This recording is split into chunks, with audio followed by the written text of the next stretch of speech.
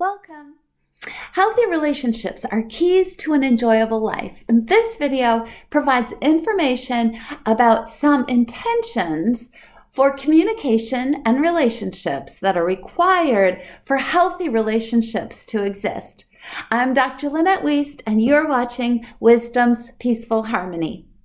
First, I'd like you to think about what it is that grows from healthy relationships. Being in healthy relationships provides you with valuable connections in which to learn and experience life's lessons to help you grow and to support the growth of others. And in relationships, we learn about and we grow our understanding of acceptance, of security, of support, of affection, cooperation, family, purposeful identities, and more. Now, however, unhealthy relationships create toxic perceptions and beliefs such as fears, confusion, and self-doubt. And unhealthy relationships, they can create mistrust, irresponsibility, and blame. So intention is one of the most important ingredients for healthy relationships. You want to be sure that your primary intention is to improve your part in the relationship. So if your primary intention is for someone else to make changes, then your experience of love and of joy will be dependent on the other person. And it will also pressure them, and you'll both feel that something is wrong. So be sure that your intentions for all of your relationships are to grow in love and to improve yourself. Think of your intention as a seed. You want to plant it in the area of the relationship that is yours to nourish. Give your chosen intentions the attention and care that they need in order to come into fruition. Planting your intentions in someone else's area of the garden or someone else's area of the relationship leaves you dependent on them to care for it. And if they don't want your seeds or if they aren't motivated to nourish them, then you are going to be really dissatisfied. They may even refuse to acknowledge that the seed was even planted there at all. So be careful. In healthy relationships, you understand what is and what is not your responsibility. And this understanding, it brings personal and relationship peace. If the other person in the relationship does not want the relationship improved, then respect their decision. Remember that you cannot force another person to make healthy choices. If you try to force another person into relationship health, you're actually joining them in their lack of it. You're then at risk of being dependent on their unhealthy decisions, also known as being codependent with them and their decisions, because what you try to control controls you. It's often best to let go of toxic connections. And then if health develops, you may reconnect to the degree that health develops. But let go when something is toxic because it's poisonous for you. It's important to learn that healthy communication tools and you want to learn healthy communication tools and relationship skills so that you can increase your opportunities for loving connections. Communication is the main way that people let each other know who they are and who they are not.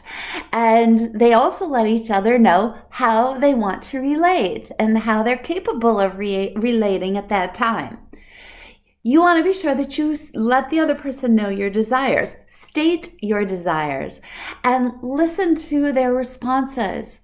Both people must be respected, even if disagreeing about statements or issues. If you state a desire, but believe that the other person does not have the right to choose whether to say yes or to say no or to agree with you or not, then you may focus on trying to control and manipulate the other person's response. That's a waste of energy. To be in healthy relationships, you want to focus away from believing that the other person is the problem. Don't blame. Blame makes the situation more difficult. People are not problems. Take the time to discern what the actual problem is and then become a part of the solution. Learn about the other person. Know that the other person is free to choose their own responses. It's futile and it's counterproductive to attempt to force someone to change. So whether the other person changes is their responsibility. It's not yours. Improving communication is a marathon. It's not a sprint. Improved communication happens step by step, and it is a lifelong process. Be patient with yourself and with others.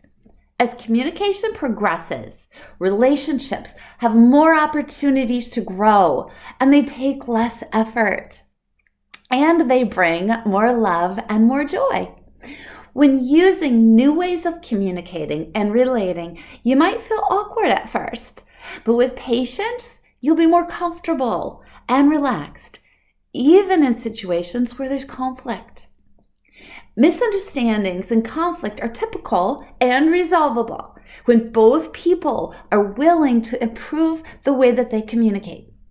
So be aware that when changing your communication style and behaviors, others may be uncomfortable with this change. And in their discomfort, they may try to pressure you back or revert back to what is familiar with them. That's just natural that they would do that, even if they're not aware that they're doing that. So be confident in your new patterns while being patient and compassionate with others' reactions and adjustments to your changes. Stay in your new, more healthy patterns, and then eventually they may become more comfortable with those and cooperative in that healthy way. Keep in mind that the primary goals of relationships are to grow in love and to improve all of life, especially for your relationships to improve your life.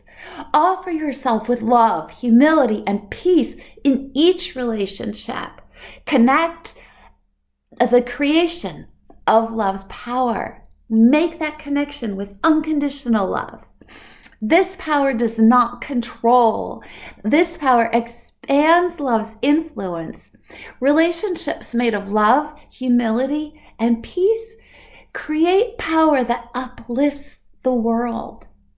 If you would like to see more videos about relationships, about love's power, and about communication skills, it is free to subscribe to this YouTube channel. Welcome.